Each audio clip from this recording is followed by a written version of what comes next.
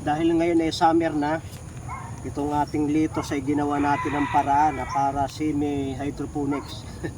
May lupa at may tubig. Itong ilalim may tubig, sapagkat kung dito tayo aasa ay lagi tayong dilig ng dilig, sapagkat ngayon ay magtatag-init na.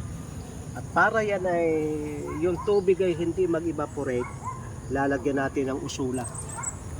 Ang usula pag atin tinakip ay naiiwasan niya yung mabilis na pag-evaporate ng tubig. Kaya lalagay tayo dyan. Kakalat na yan, dadami pa.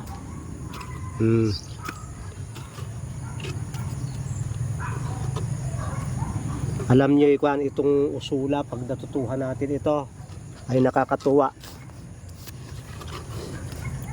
Dahil talagang matindi ang benefits nito.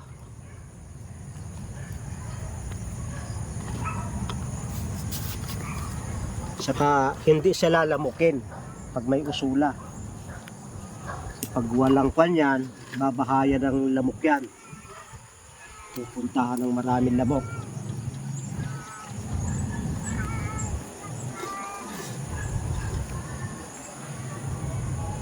Saka yan ang magiging pinaka-fertilizer nila.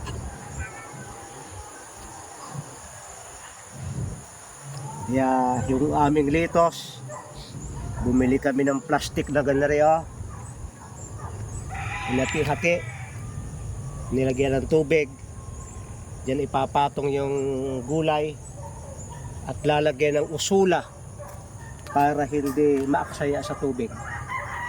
Yun po ang ating project ngayon, at ako'y naniniwala na ito'y gaganda. Ay makikita nyo sa mga ilang araw ay napakaganda ng mga halamang ito, gawa ng ang magic ay usula. Plastic, pwede kayo gumamit kahit yung mga plastic na nasa inyong bahay, kahit hindi na kayo bumili. At least ay maibaon nyo ng kaunti sa lupa para malagyan ng tubig, para hindi na kayo dilig ng dilig. Lagay daw din gumaganda sa mga kuha ng tubig, buti ng tubig ang litos. Yan. Hindi na siya sa halip na nakabitin ay maaksaya sa tubig. Lagay na natin dyan. Yan. Pag nagkulang pa naman sa tubig yan, tapos mamaya na natin lalagay ng usula yan. Yan.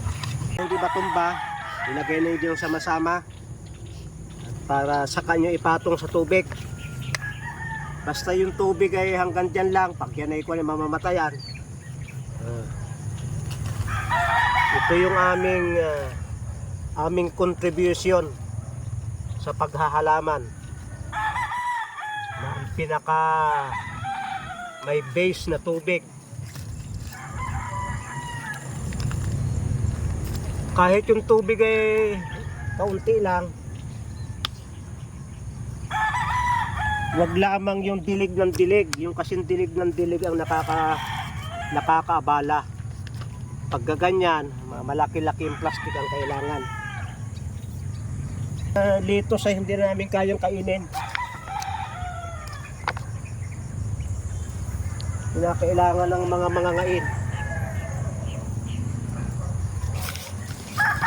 Kung hindi mahirap alagaan, hindi mahirap i-manage. Maraming salamat po sa pagsubaybay nyo sa Natural Wellness si Pastor Vito.